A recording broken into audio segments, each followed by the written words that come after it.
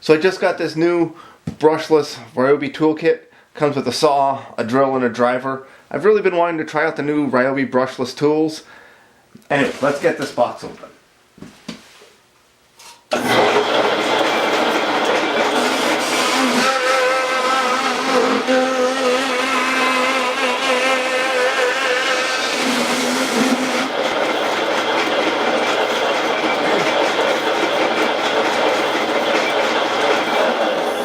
Alright, let's see what's inside.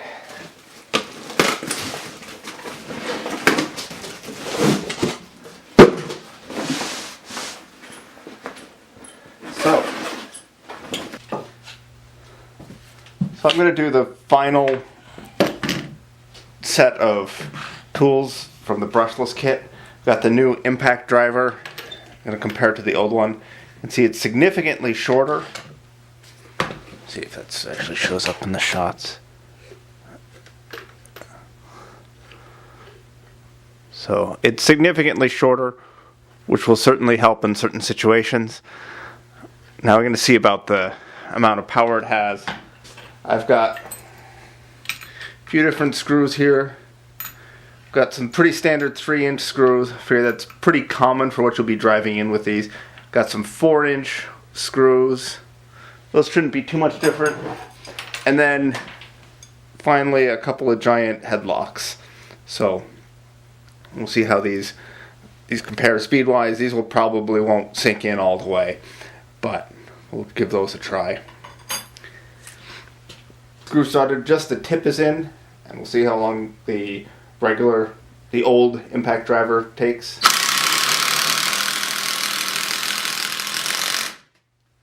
Same amount as the other one, and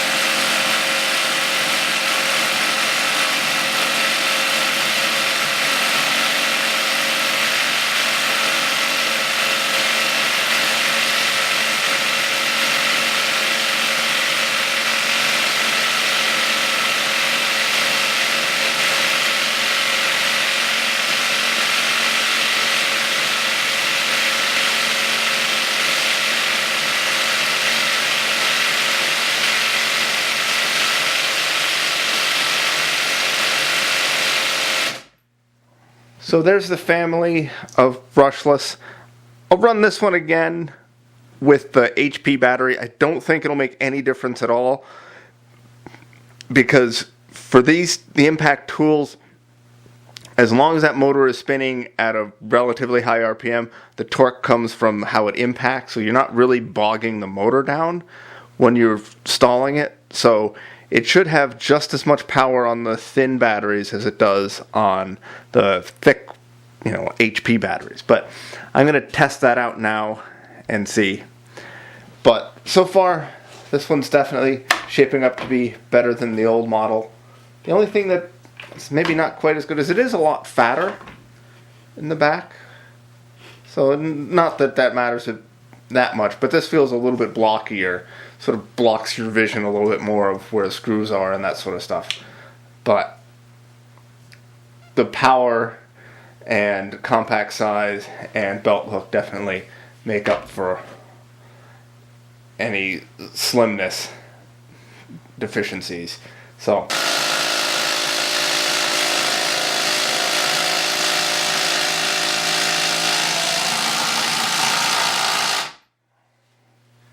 that's stalled with the 2 amp hour skinny battery. Let's see if it goes in any more with the 3 amp hour.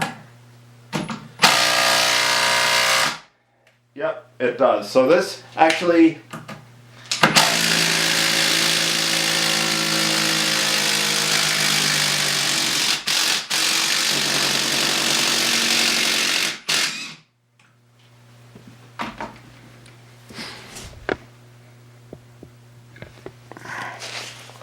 So I was wrong. The impact driver does benefit from the HP battery. It must just be that it can maintain a higher RPM for the motor than it can with the thin battery. But it doesn't seem like it's as big of a difference as with the drill. So yeah, so let's take these two apart and compare the insides. So let's get this apart.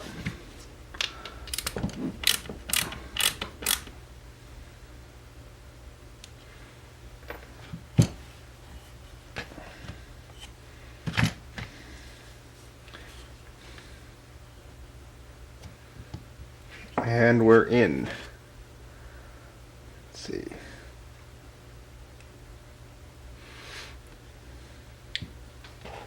So similar setup to the drill. Does not appear to have a bellows on it, but it's just sending signal through it. You got big lines running up here to power the board. What's warm after running it? It's just sort of generally hot, generally warm. I don't feel any hot spots. So let's see.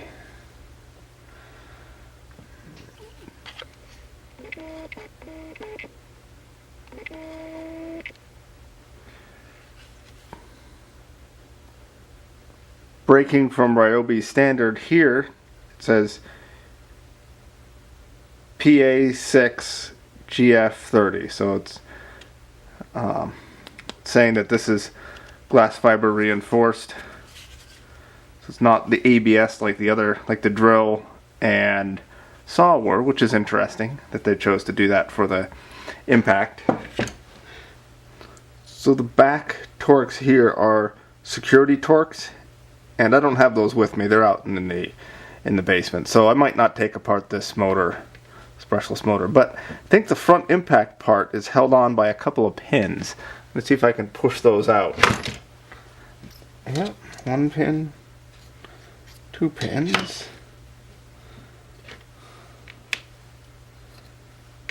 Now, hopefully nothing goes sprawling. Comes out. And we've got an O-ring. This is going to be fun to put back together again. We've got our planetaries to reduce it, so this is just the output of the motor there, and an O-ring to seal. And let's see,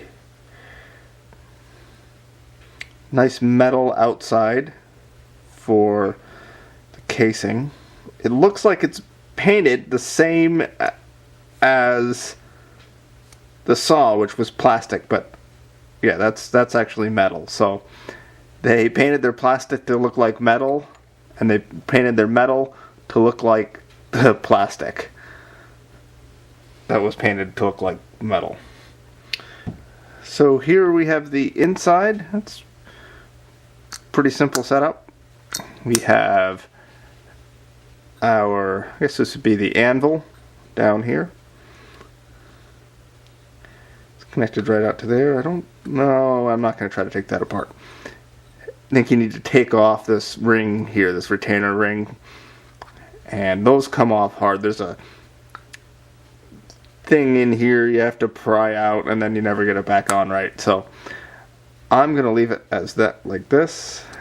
That's a washer down there. Some grease inside. So let's see.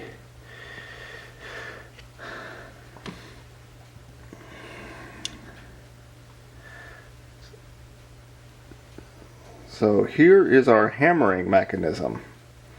So as this turns, there's the balls in there, and this should squeeze in Oh, that's tough. Which squeezes in? That squeeze in? Yeah, so that's really a tough spring on this one. So there's a set of balls in here and ramps, so as it torques, it has to torque these up and ramp up, and then when it skips over, when it raises up high enough, it moves back this way. When it raises up high enough, it skips over and gets another whack at the anvil. Because this, I guess, would be the hammer because it's doing the hitting part, although it's bigger. So, anyways, so that goes around and whack. So, the feeling this is quite a bit heavier duty than the other one that I took. So let me get the other one apart and we'll compare them.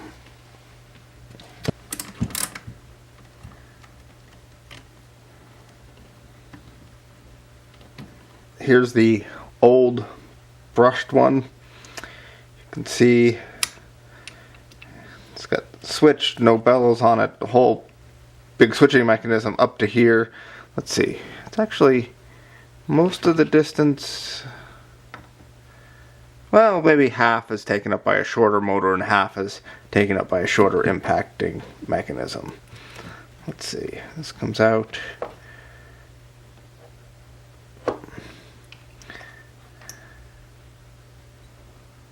So this one is the old one. You can see it's got a smaller anvil. Right, these in the light. Smaller diameter, thinner. There are some very slight signs of wear on this. The corners are just rounded over a little bit. But this has gotten a fair amount of use. So you can see the grease has turned brown. This grease is all still nice and yellow. So that means it's getting color from somewhere, and I would assume the color is coming from the metal bits in there slowly losing pieces of themselves.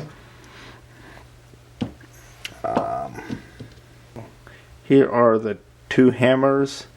The clean one is the new one, this one, and this is the old one.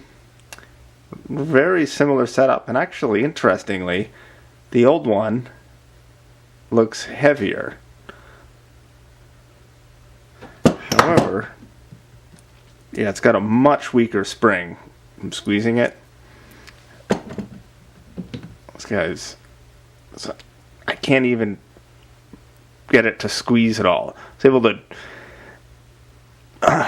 yeah, so the old one has a much weaker spring. Which makes me wonder, if you got a stronger spring for this, would it hammer better? Or would you mess up all the all the calculations that Ryobi's done for the right torque and impacting? Well, fairly similar. Both PA6 actually. Probably need it for the impact. This case, this has a nice, well, I don't know if it's that nice, but they tried anyways. They a strain relief or vibration mitigation for the motor PCB that sticks straight out of the motor. I have mixed feelings about that. In one way, it's all one unit, but then again, you're vibrating your printed circuit board and all your other components on there. But then they're all kind of little and glued down well, so yeah. But so conclusions about the new brushless impact driver versus the old one. It definitely has more power. I didn't mention this before, but the light is really nice. That could be useful. One thing that comes with the more power is less sensitivity. If you want to set in a screw just flush, like you're doing a trim screw, you don't want to really bury it. This one, you can just have it barely idling and just click over and just tap in the screw, tappy tap tap, just gently get it in to the right depth. This one you can't really do that because it's so hard to get that it's a hammer. So this acts more like just a drill, where it's just a variable speed. When you're doing a fine, when you're trying to delicately put in a screw, this one is much less delicate. So I'll probably use this. Well, my plan anyways was to use this mostly when I'm doing construction type work. I can keep this on the job site, do big screws, timber locks, that sort of stuff, and keep this one in my shop where I'm more likely to want to set a screw, just to the right amount. So this one still has a place. I'm certainly not going to get rid of it, and having two is definitely useful. So I can have one in my shop, one at a job site. If some other person decides to take apart their new Ryobi Brushless impact driver, here's something you have to be careful of when you put it back together again. So if you take apart your new impact driver, be careful putting it back together again, because this can get offset, and you'll end up with the center gear being offset a tooth or two, and the whole thing will wobble and do bad things. So yeah, you got to make sure that's put together the right way. So thankfully I caught that before I ran it too much. It sounded really noisy. The gears were like grrr. So that's what I think it was anyway. Well, if you like this video, I hope you'd consider subscribing to my channel. I have very many subscribers right now, so any little bit will be a great help to the channel. So if you really, really like the channel and want to support me, I have a Patreon account set up. And if you don't want to do that, I hope you'd at least consider subscribing to the channel. Thanks.